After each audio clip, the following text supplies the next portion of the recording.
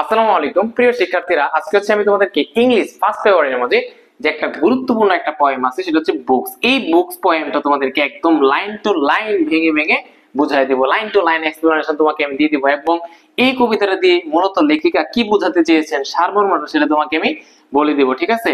So কথা দীর্ঘায়িত না করে চলো শুরু করা যাক। দেখো, বুকস যে পয়েমটা আছে এই পয়েমটা লিখছে ইলিয়ানোর ফার্জিওন। ইনি হচ্ছে একজন মহিলা রাইটার। তিনি কি ছিলেন? একজন ফিমেল রাইটার ছিলেন, ঠিক আছে? তিনি 1881 সালে জন্মগ্রহণ করেন এবং 1965 সালে মৃত্যুবরণ করেন এবং তিনি লন্ডন আছে না, এই লন্ডন ইংল্যান্ডের, তিনি ইংল্যান্ডের লন্ডনে জন্মগ্রহণ করেন। কত সালে জন্মগ্রহণ করেন? 1881 সালে জন্মগ্রহণ করেন এবং 1965 সালে জন্মগ্রহণ করেন এবং তিনি ছিলেন একজন মহিলা লেখিকা, হ্যাঁ, একটা ফিমেল রাইটার ছিলেন তিনি। সো দেখো, বুকস যে পয়েমটা আছে এই কবিতার মাঝে লেখিকা বোঝাতে চেয়েছেন, বই আছে না, এই বইগুলো হচ্ছে তোমার জ্ঞানের ভান্ডার। বইগুলো হচ্ছে কি? জ্ঞানের ভান্ডার। বইয়ের মধ্যে তোমার অজস্র কি আছে? ঘটনা আছে, অনেক জিনিস আছে। আমরা এই জ্ঞানগুলো আহরণ করতে পারি কি? এই বইগুলা পড়ার মাধ্যমে, ঠিক আছে? এই বইয়ের মাধ্যমে আমরা কি করতে পারি? বিভিন্ন জায়গায় ভ্রমণ করতে পারি। এক দেশ থেকে আরেক দেশে কল্পনার মাঝে আমরা ভ্রমণ করতে পারি। আমরা এক যুগ থেকে আরেক যুগে চলে যেতে পারি। ফর এক্সাম্পল, আমি 1952 সালের আমি একটা কাহিনী শুনলাম, একটা প্যাসেজ পড়লাম, তখন আমার চোখের মাঝে কি ভেসে ওঠে? ওই 1952 সালের যে প্রতিচ্ছবি সেটা আমার চোখের মাঝে ভেসে ওঠে। আমি চলে যাই 1952 সালের যে সময়টা, ওই সময়ে চলে যায়। কিংবা আমি তোমাকে যদি বলি, আমরা যদি কোনো, তোমাদের ইংলিশ ফার্স্ট পেপার মধ্যে দেখবা অনেকগুলো ইউনিট আছে বা লেসন আছে বিভিন্ন দেশ সম্পর্কে। আমি যদি বলি নেপালের কথা আছে, ভুটানের কথা আছে। তুমি যখন নেপাল দেশের কান্ট্রি সম্পর্কে ভালো কিছু জানো বা তখন যখন তুমি ওই দেশ সম্পর্কে পড়ো, তখন তোমার কাছে কি তুমি মনে হয় তুমি বাংলাদেশে আছো? তখন তোমার কাছে মনে হয় তুমি নেপালে চলে গেছো। ঠিক তেমনি ভাবে তুমি যদি ভুটান সম্পর্কে পড়ো, তোমার কাছে মনে হয় তুমি ভুটানে চলে গেছো। তুমি যদি আরব উপন্যাস পড়ো, তখন তোমার কাছে মনে হবে তুমি আরবিক কান্ট্রিতে চলে গেছো। এই কথাটা এখানে বলেছেন যে লেখিকা বোঝাতে চেয়েছেন বই পড়ার মাধ্যমে আমরা বিভিন্ন জায়গায় ভ্রমণ করতে পারি, বিভিন্ন যুগে আমরা চলে যেতে পারি। এই যে বই হচ্ছে একটা বিস্ময়ের জগৎ, যে জগৎটা আমরা কি করতে পারি? পাড়ি দিতে পারি বইটা পড়ার মাধ্যমে, ঠিক আছে? সো এখন দেখো, তোমাদেরকে একদম ভাইয়া প্রত্যেকটা লাইন টু লাইন কি বোঝাতে চেয়েছেন কবি সেটা কিন্তু তোমাদেরকে ব্যাখ্যা করে দিব।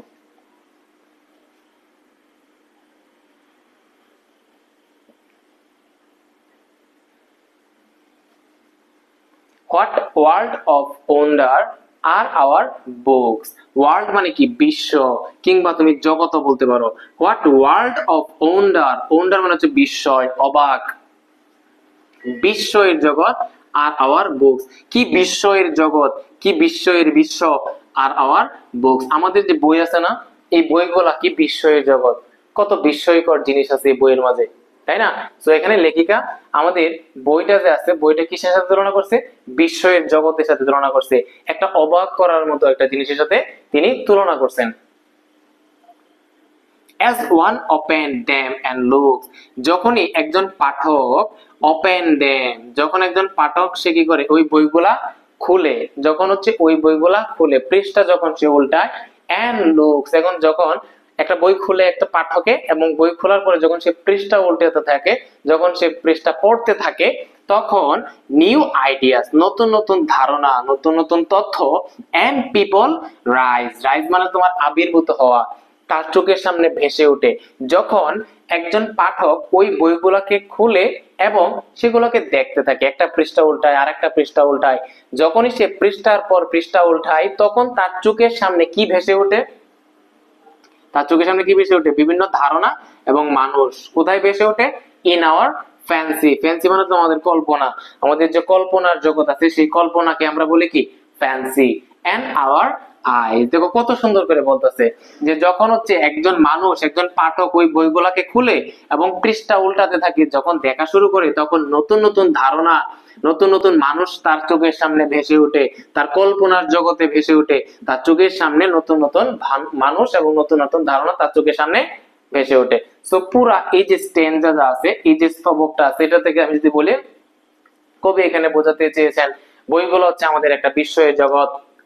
এই বইয়ের মাঝে অনেক মানুষ আছে, অনেক নতুন নতুন ধারণা আছে। যখন একজন পাঠক এই বইগুলাকে খুলে এবং পৃষ্ঠা উল্টাতে থাকে, তখন সে নতুন নতুন জিনিসে জানতে পারে, নতুন নতুন আইডিয়াস সে তার চোখের সামনে ভেসে ওঠে, নতুন নতুন মানুষের প্রতিচ্ছবি তার চোখের সামনে ভেসে ওঠে, তার কল্পনার জগৎ তৈরি হয় একটা। বুঝতে পারছো ভাইয়া?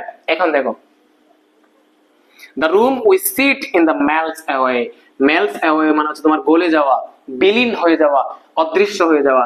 the room we sit in the melts away, দেখো যেই রুমের মাঝে আমরা, রুম আছে না একটা, অবশ্যই পড়ার সবারই আমার একটা রিডিং রুম থাকে, ওই রুমের মাঝে যখন বসে we sit in melts away, যেই রুমের মাঝে আমরা বসে থাকি, যেই রিডিং রুমে বসে আমরা পড়াশোনা করি, ওই রুমটা কি হয়ে যায়, গলে যায়, ওই রুমটা কি হয়ে যায়, অদৃশ্য হয়ে যায়। ধরো তুমি একটা রুমের মাঝে বইসা উপন্যাস পড়তেছো, কোনো একটা উপন্যাস পড়তেছো, একটা পাঠক, হ্যাঁ পাঠককে, একটা পড়ার রুমে, হ্যাঁ রিডিং রুমে তুমি একটা উপন্যাস পড়তেছো। তুমি উপন্যাসের মধ্যে এমন ভাবে গভীর ভাবে তুমি তুমি কি হয়ে গেছো, এখানে ইনভলভ হয়ে গেছো, তুমি এমন ভাবে এই উপন্যাসটার মধ্যে জড়িয়ে গেছো, তুমি পড়তেছো পড়তেছো, পুরা উপন্যাসের কাহিনী তোমার চোখের সামনে ভেসে উঠতেছে। তখন তুমি যে একটা রুমের মাঝে পড়তেছো, তোমার কাছে সেই রুমটার রুম মনে হয় না ভাইয়া, সেই রুমটা অদৃশ্য হয়ে যায়। তুমি মনে হয় যে তুমি কল্পনার জগতে চলে গেছো, ওই উপন্যাসের ভিতরে তুমি ঢুকে গেছো। তখন এই রুমটা কি হয়ে যায়, গলে যায়। এই রুমটা, তুমি যে রিডিং রুমে পড়তেছো, যে চেয়ারের মধ্যে পড়তেছো, যে টেবিলের মধ্যে সামনে বই রেখে পড়তেছো, তোমার কাছে এই চেয়ার টেবিল কোনো কিছুই মনে হয় না। তোমার কাছে মনে হয় এই টেবিলটা গলে গেছে, এই টেবিলটা, এই চেয়ারটা অদৃশ্য হয়ে গেছে। তুমি একদম ওই তোমার কল্পনার জগৎ, তুমি উপন্যাসের ভিতরে একদম প্রবেশ করে গেছো, একদম নিজেকে ইনভলভ করে দিছো। বুঝতে পারছো এখানে কি বোঝাতে চেয়েছেন লেখিকা? and we find ourselves at play, যে কথাটা আমি তোমাকে বলছি, and we find, এবং আমরা আমাদেরকে দেখতে পাই, কোথায় দেখতে পাই, এই যে at play। প্লে বলতে এখানে নাটক না, প্লে বলতে এখানে শুধু খেলাকে বোঝাচ্ছে এরকম না, এখানে প্লে বলতে বোঝাচ্ছে ওই যে আমি উপন্যাসটা পড়তেছিলাম, সেটা হইতে পারে উপন্যাস, সেটা হইতে পারে নাটক, সেটা হইতে পারে কোনো গল্প, সেটা হইতে পারে কোনো প্যাসেজ, হইতে পারে কোনো কাহিনী। যেই প্যাসেজ, যেই নাটক, যেই কাহিনীটা আমি পড়তেছিলাম, সেই কাহিনীর মাঝে আমি নিজেকে দেখতে পাই। যে উদাহরণটা আমি তোমাকে বলছিলাম, ধরো তুমি একটা পাঠকের মাঝে, তোমার রিডিং রুমের মাঝে তুমি একটা উপন্যাস পড়তেছো, তোমার কাছে মনে হবে কি, তুমি যে রুমের বসে আছো, যে চেয়ারের মাঝে বসে তুমি পড়তেছো, তোমার কাছে চেয়ারটাকে চেয়ার মনে হবে না, চেয়ারটা বিলীন হয়ে যাবে, এবং তোমাকে মনে হবে তুমি সেই উপন্যাসের মধ্যে তুমি কি করছো, প্রবেশ করে গেছো, এবং তোমার চোখের মুখে জাস্ট একটাই কাহিনী, জাস্ট ওই কাহিনী, ওই উপন্যাসের কাহিনীটা তোমার চোখের মাঝে ভাসতে থাকবে, আর তুমি যে রুমের মাঝে বসে আছো এটা তোমার কাছে মনেই হবে না। বুঝতে পারছো ভাইয়া? এখন দেখো, with someone who before the end, এবং ওই যে তুমি উপন্যাস পড়তেছো, যে নাটকটা পড়তেছো, ওইখানে তো অনেক ক্যারেক্টার আছে, অনেক চরিত্র থাকে। সো ওই চরিত্রের মাঝে যে কোনো একটা চরিত্র, যে কোনো একজন ব্যক্তি, হো মে বিকাম, যে হইতে পারে, আওয়ার চোজেন ফ্রেন্ড, আমাদের বাছাইকৃত কি হয়ে যেতে পারে, বন্ধু হইতে পারে, বিফোর দা এন্ড। ধরো ওই গল্পটা, যে উপন্যাসটা তুমি পড়তেছো, এটা শেষ হওয়া পর্যন্ত, শেষ হওয়ার আগেই ওইখান থেকে অনেক চরিত্র থাকে, ওই চরিত্রের মাঝে একজন আমাদের কি হইতে পারে, বাছাইকৃত বন্ধু হয়ে যেতে পারে। ধরো তুমি একটা উপন্যাস পড়তেছিলা, ওই উপন্যাসের মধ্যে অনেক ক্যারেক্টার আছে, অনেক কি আছে, চরিত্র আছে। তো ওই চরিত্রগুলোর মাঝে নাটকটা বা উপন্যাসটা শেষ হওয়া পর্যন্ত তোমার ওইখান থেকে একজন চরিত্র তোমার ভালো লাগতে পারে, তোমার একদম মনে ধরতে পারে একটা চরিত্র। সো ওই চরিত্রটা, ওই ক্যারেক্টারটা, ওই ব্যক্তিটা তোমার কি হয়ে যেতে পারে, তোমার বাছাইকৃত বন্ধু হয়ে যেতে পারে, ওই ক্যারেক্টারটা আমাদের বাছাইকৃত বন্ধু হয়ে যেতে পারে। সো এখানে যে কথাটা বলতে চেয়েছেন কবি, যে আমরা যে রুমে বসে পড়াশোনা করি, ওই রুমটা কি যায়, গলে যায়। ওই রুমটা আসলে গলে যায় বলতে অদৃশ্য হয়ে যায়, তোমার কাছে মনে হয় না যে তুমি রুমে বসে পড়তেছো। and we find ourselves at play, এবং আমরা আমাদেরকে কোথায় দেখতে পাই, ওই নাটকটার মাঝে আমরা আমাদেরকে দেখতে পাই, ওই গল্পটার মাঝে আমরা আমাদেরকে দেখতে পাই। and with someone who before the end, এবং ওই গল্পটা, ওই নাটকটা শেষ হওয়া পর্যন্ত ওইখানে যে কোনো একটা ক্যারেক্টার, যে কোনো একজন ব্যক্তি, মে বিকাম আওয়ার চোজেন ফ্রেন্ড, আমাদের কি হয়ে যেতে পারে, বাছাইকৃত বন্ধু হয়ে যেতে পারে, যে কোনো একজন তোমার ভালো লাগতে পারে, আমাদের ভালো লাগতে পারে। তো এবার দেখো এই সেন্টেন্সে কবি কি বোঝাতে চেয়েছেন, or we sail along the page, sail মানে তোমার হচ্ছে ভাষা, আমরা ভাসি না, পানিতে ভাসি না। সো এখানে বলতেছেন or, অথবা we sail along the page, আমাদের যে বইয়ের মাঝে পৃষ্ঠা থাকে, ওই পৃষ্ঠার মাঝে আমরা কি থাকি, একদম ভাসতে থাকি। ধরো বইয়ের পৃষ্ঠাটা একদম পানির মতো, পানির সাথে তুলনা করছে, এবং যে পানিতে আমরা ভাসমান থাকি, ভাসতে থাকি, ঠিক তেমনি ভাবে বইয়ের পৃষ্ঠার মাঝে আমরা কি থাকি পড়ার, একদম পড়ার মধ্যে যখন একদম বিভোর হয়ে যায়, তখন ওই পৃষ্ঠার মধ্যে আমরা কি থাকি, একদম ভাসতে থাকি, একদম পানির মতো সেখানে ভাসতে থাকি। to some other land on age, এবং ভাসতে ভাসতে আমরা কোথায় পৌঁছে যাই, আমরা একটা জায়গায় চলে যাই, অথবা একটা দেশে পৌঁছে যাই, অথবা একটা যুগে আমরা প্রবেশ করে ফেলি। দেখো এখানে কবি যে এই দুইটা লাইনে যে কথাটা বলছে, আমরা যখন বই পড়ি, বই পড়তে পড়তে যখন আমরা বিভোর হয়ে যাই, ওই বইয়ের পৃষ্ঠার মাঝে আমরা কি থাকি, একদম ভাসতে থাকি, এবং ভাসতে ভাসতে একদম ভাসতে আমরা কোথায় চলে যাই, অন্য একটা দেশে চলে যাই, অন্য একটা জায়গায় চলে যাই, কিংবা অন্য একটা যুগে চলে যাই। এই জিনিসটা তোমাকে যদি রিলেট করো, আমি তোমাকে একটা ব্যাখ্যা করি, একটু এক্সাম্পল দিই। দেখো তোমাদের ফার্স্ট পেপার পেজের মধ্যে তোমার কি আছে না, আমি যদি ল্যান্ডের কথা বলি, নেপাল নামে দেখবা একটা লেসন আছে, কিংবা তোমার ভুটান নামে, ভারত নামে, ইন্ডিয়া নামে তোমার একটা লেসন আছে না। তুমি যখন নেপাল পড়ো, তুমি নেপাল সম্পর্কে পড়ো, তোমার কাছে মনে হয় তুমি কি বাংলাদেশে আছো? তুমি যদি মনোযোগ সহকারে নেপাল সম্পর্কে পড়ো, তোমার কাছে মনে হবে তুমি নেপালে চলে গেছো, একদম নেপালে চলে গেছো, তুমি আর বাংলাদেশে নাই। তুমি যখন ভুটান সম্পর্কে পড়ো, তোমার কাছে মনে হয় তুমি যে আর বাংলাদেশে নাই, তুমি ভুটানে চলে গেছো। তুমি যদি আরবিক উপন্যাস পড়ো, আরবিক নোবেল পড়ো, তোমার কাছে মনে হবে তুমি আরবিক কান্ট্রিতে চলে গেছো। এই যে আমরা বলতেছি, পড়ার মাঝে যখন আমরা বিভোর হয়ে যাই, তখন আমাদের কাছে মনে হয় না আমরা আর এই নিজের জায়গায় থাকি না, আমরা কি চলে যাই, অন্য আদার ল্যান্ডে চলে যাই, আদার যে জিনিসটা পড়ি ওই জায়গায় আমরা কি করে যাই, প্রস্থান করে ফেলি। এবং আমি যদি যুগের কথা বলি, আমি যদি 1971 সালে কোনো ঘটনা পড়ি, আমি যদি 1952 সালে ভাষা আন্দোলনের কোনো কাহিনী পড়ি, তখন কি আমি আর 2025 সালে থাকি? না, আমার কাছে মনে হয় আমি 1952 সালের প্রতিচ্ছবি আমার চোখের সামনে ভেসে উঠতেছে, আমি ওই এজটাতে চলে যাই, আমি ওই যুগটাতে চলে যাই। তো এই কথাটা এখানে বোঝাতে চেয়েছেন, যখন আমরা পড়ার মাঝে বিভোর হয়ে যাই, তখন আমরা পেজ যে পৃষ্ঠা থাকে, বইয়ের পৃষ্ঠার মধ্যে আমরা ভাসতে থাকি, এবং ভাসতে আমরা অন্য একটা ল্যান্ডে চলে যাই, অন্য একটা জায়গায় চলে যাই, কিংবা আমরা অন্য একটা যুগে প্রস্থান করে ফেলি। বুঝতে পারছি ভাইয়া? এখন দেখো, here is our body in the chair but our mind is over there। খুব সুন্দর একটা কথা বলছে কবি এখানে, যে here is our body in the chair। তুমি যে চেয়ারে বসে পড়াশোনা করতেছো, ধরো এই চেয়ারে বসে তুমি কি করতেছো, পড়াশোনা করতেছো, তোমার কাছে মনে হবে না যে তুমি চেয়ারে পড়াশোনা করতেছো। বলতেছে here is our body in the chair। আমাদের শরীরটা আছে না, আমার শরীরটা কোথায় থাকে, চেয়ারের মাঝে থাকে, কিন্তু আমার যে মন, আমার যে মাইন্ড ইজ ওভার দেয়ার, ওইখানে চলে যায়। যেই জিনিস সম্পর্কে আমি পড়ি, ধরো আমার কথার কথা আমি নেপাল সম্পর্কে পড়তেছি, আমার কাছে মনে হইব, আমি মনে হয় টেবিলের মধ্যে আমার বডিটা পড়ে আছে, কিন্তু আমার মন চলে গেছে নেপালে। আমি যখন অ্যারাবিক কোনো নোবেল পড়ি, অ্যারাবিক কোনো উপন্যাস পড়ি, আমার কাছে মনে হয় আমার বডিটা চেয়ারের মাঝে আছে, কিন্তু আমার মন, আমার যে কল্পনার জগৎ, সেটা চলে গেছে তোমার কি, আরবিক কোনো কান্ট্রিতে, কোনো আরব কোনো দেশে চলে গেছে, ঠিক, কিংবা অন্য কোনো দেশের জায়গায় চলে গেছে। ঠিক আছে না? তো এটাই বলতে চেয়েছেন এখানে, যে আমরা যখন কোন একটা বই পড়ি, কোন একটা উপন্যাস পড়ি, আমাদের কাছে মনে হয় আমাদের যে বডিটা আছে, আমাদের যে শরীরের দেহটা আছে, এই দেহটা থাকে কোথায়, চেয়ারের মাঝে, কিন্তু আমাদের যে মনটা আছে, মনটা চলে যায় ওই জায়গায়, ওই দেশে, ওই যুগে চলে যায়। যদি তুমি পড়ার মতো পড়ো, আর যদি পড়তে থাকো আর ফোন চাপতে থাকো, তাহলে তুমি জীবনে তোমার বডিও তোমার জায়গায় থাকবো, তোমার মনও তোমার কি থাকবো, ফোনের মাঝে থাকবো। আর যদি পড়ার মতো তুমি পড়া পড়ো, তাহলে দেখবা তুমি যেই যুগ সম্পর্কে পড়বা, ওই এরিয়াতে, ওই এরাতে তুমি চলে যাবো, ওই এজে তুমি চলে যাবো, যে ল্যান্ড সম্পর্কে পড়বা, ওই ল্যান্ডে তুমি চলে যাবো। পড়ার মতো পড়লে, মন দিয়ে তুমি যদি পড়ো। আর বর্তমান যুগে যে পড়াশোনা, 2 মিনিট পড়লা আর 2 মিনিট ফেসবুকে চ্যাটিং করলা, মেসেঞ্জারে চ্যাটিং করলা, তাহলে তুমি জীবনও যেতে পারবে না। ঠিক আছে? দেখো এরপরে দেখো, each box is a magic box। বলতেছে each box, each book is a magic box। প্রত্যেকটা বই আছে না, প্রত্যেকটা বই হচ্ছে এক একটা জাদুর বাক্স। এখানে তোমার বইকে কিসের সাথে তুলনা করছে কবি, জাদুর বক্স আছে না, জাদুর বক্সের সাথে তোমার তুলনা করছে। কিভাবে তুলনা করছে, which with a touch a child আনলক্স। বলতেছে যখনই একটা শিশু টাচ করে, যখনই একটা বইয়ের মাঝে একটা শিশু স্পর্শ করে, তখনই সেই বইটা, ওই যে জাদুর বক্সটা, সেটা কি হয়ে যায়, ওপেন হয়ে যায়। এখানে বইটাকে কবি কিসের সাথে তুলনা করছে, জাদুর বক্সের সাথে।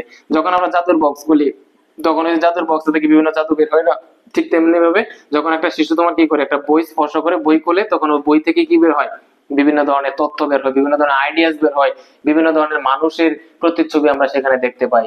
ঠিক আছে? এই যে জাদুর বক্স, আমরা সেখানে খুলে প্রবেশ করতে পারি আমরা তখন সেখানে। In between their outside covers, books hold all things for their lovers। দেখো, in between their outside cover, প্রত্যেকটা বই তোমার কি থাকে, বাহিরে দুইটা মলক থাকে না, কাভার থাকে না। ধরো এটা একটা বই, এই বইয়ের কি থাকে, মানে পিছনে একটা কি থাকে, কাভার থাকে, সামনে তোমার কি থাকে, একটা কাভার থাকে, একটা মলার থাকে। এই যে তোমার দুইটা আউটসাইড, বাহিরে তোমার যে কাভার আছে, books hold all things for their lovers. এই যে উপরে একটা কাভার, নিচে একটা কাভার, এই কাভারের ভিতরে যতগুলা জিনিস আছে সবগুলা কি করে, এই বইটা ধারণ করে। এই যে দেখো, বাট হোল্ড অল থিংস, সকল জিনিস, সকল তথ্য ধারণ করে। কোথায় ধারণ করে, ওই বইটার মাঝে। কাদের জন্য, ফর দেয়ার লাভার্স, তার পাঠকের জন্য, তার রিডারের জন্য, তার লাভার্সের জন্য, তার প্রেমিকের জন্য। প্রেমিক বলতে এখানে বই প্রেমিককে বোঝাচ্ছে, ওই পাঠককে বোঝাচ্ছে। যে পাঠক ওই বইটা খুলবে, বইটা পড়াশোনা শুরু করবে, তখন সে কি করবে, ওই বইয়ের জগতে সে চলে যায়। তো এখান থেকে কবি এখানে যে শেষের যে স্ট্যান্ডার্ড এখানে তিনি বুঝিয়েছেন বইকে এখানে তিনি জাদুর বক্সের সাথে তুলনা করছে। জাদুর বক্স যখন আমরা খুলি তখন সেখান থেকে বিভিন্ন জাদু বের হয়, ঠিক তেমনি ভাবে যখন একটা শিশু একটা বই খুলে স্পর্শ করে বই, তখন এই বই থেকে বিভিন্ন ধরনের আইডিয়াস, বিভিন্ন ধরনের মানুষের প্রতিচ্ছবি আমরা সেখানে দেখতে পারি। এবং শেষে আরেকটা কথা বলছি এখানে যে বইয়ের দুইটা মলাট থাকে, দুইটা উপরে একটা মলাট থাকে, নিচে একটা মলাট থাকে, এবং এই মলাটের ভিতরেই যত ধরনের তথ্য, যত ধরনের থিংস আছে সকল কিছু এই মলাটের ভিতরে বই ধারণ করে। কার জন্য? তার পাঠকের জন্য। ঠিক আছে? সো আমি আই থিঙ্ক তোমাকে একদম পুরো কবিতাটা প্রত্যেকটা স্টেঞ্জা একদম ভেঙে ভেঙে বুঝিয়ে দিতে পারছি। ঠিক আছে? আর তুমি আই থিঙ্ক তুমি এনজয় করছো, অন্ততপক্ষে তুমি কবিতাটা তুমি এনজয় করছো। ঠিক আছে? ইউটিউবে তুমি অনেক ভিডিও দেখছো, তুমি জাস্ট দেখো যে আমার ভিডিওটা তোমার কাছে কেমন লাগছে। ঠিক আছে? তো আর কথা দীর্ঘায়িত করলাম না। তুমি বাংলাদেশের যে প্রান্ত থেকে আমার এই ক্লাসটা দেখো না কেন, তোমার কাছে যদি ভাই এই কবিতাটা আমি সহজ করতে পারি, তুমি জাস্ট কমেন্টে বলে যাও ভাই আজকের কবিতাটা 100 ছিল। ঠিক আছে? সো পরবর্তীতে আমি যে টু মাদার্স রিমেম্বার যে কবিতাটা আছে, তারপর হচ্ছে সলিটিউড যে কবিতাটা আছে, এবং ইভেন যে বাকি যে আরো 4-5টা কবিতা আছে, প্রত্যেকটা কবিতা এটার মধ্যে একদম ভেঙে ভেঙে বুঝাই দিব। আর কবিতা বোঝানো শেষ হয়ে গেলে এই কবিতা মেইনলি তো তোমার কবিতা আসবে না, কবিতা আসবে তোমার মেইনলি পরীক্ষার মধ্যে আসবে কি শর্ট কোয়েশ্চেন্স আসবে। কি আসবে? শর্ট কোয়েশ্চেন্স আসবে। হ্যাঁ, সো 8টা কোয়েশ্চেন থাকবে, তোমার সেখান থেকে 5টা কোয়েশ্চেনের আনসার তোমাকে দিতে হবে, এবং প্রত্যেকটা কবিতা থেকে সম্ভাব্য যে প্রশ্নগুলো আসতে পারে প্রত্যেকটা প্রশ্ন আমি তোমাকে ব্যাখ্যা করে দিব, প্রত্যেকটা প্রশ্ন তোমাকে আমি বুঝাই দিব। তাহলে তোমার কবিতাগুলো হয়ে গেল, প্লাস এখান থেকে যে প্রশ্নগুলো আসবে পরীক্ষায় ওইগুলো তোমার প্র্যাকটিস করা হয়ে গেল। কিন্তু ভাইয়া তোমার কাছে একটাই রিকোয়েস্ট, ভাইয়া যে এত পরিশ্রম করতেছে বলো নিজের পড়াশোনা বাদ দিয়ে তোমাকে পড়ানোর জন্য, আমি যে পরিমাণ পরিশ্রম করতেছি তুমি আসলে বিশ্বাস করবে না। এই কবিতাগুলো তোমাকে এত সুন্দর করে প্রেজেন্ট করার জন্য অবশ্যই আমাকে প্রচুর পড়াশোনা করতে হয়েছে, অনেক ঘাটাঘাটি করতে হয়েছে, প্রত্যেকটা লাইনের হিডেন মিনিং আমাকে বুঝতে হয়েছে। সো এত পরিশ্রম যেহেতু ভাই আমি করতেছি, তোমার কাছে ভাই আগে আমি টাকা পয়সা চাই না, তোমার কাছে একটাই চাই ভালোবাসা। সেই ভালোবাসাটা তুমি কিভাবে প্রকাশ করবা? তুমি যদি আমার চ্যানেলটা এখনো সাবস্ক্রাইব করে না থাকো ভাইয়া, তুমি চ্যানেলটা সাবস্ক্রাইব করে রাখো তোমার ভালোর জন্য। ভাইয়া আমি যে ক্লাস নিতে তোমাদের 26 ব্যাচের জন্য, তুমি যে সাবস্ক্রাইব করো এবং নোটিফিকেশন যে আছে ওইটা যদি তুমি অন করে রাখো, বেল আইকন বাটনটা তুমি যদি প্রেস করে রাখো, তাহলে দেখবো আমি ক্লাস ছাড়বো, আপলোড দিব, একদম সাথে সাথে তোমার এখানে নোটিফিকেশন চলে যাবে এবং তুমি এই ক্লাসটা ইনস্ট্যান্ট তুমি দেখতে পারবা। এটা তোমারই লাভ ভাইয়া, তুমি যদি সাবস্ক্রাইব করে রাখো, এটা বাই হোক আর বাই গ্রুপ তোমারই লাভ। ঠিক আছে? তো যাই হোক, আজকে এই পর্যন্তই। সব ভালো থাকো, সুস্থ থাকো, আল্লাহ হাফেজ।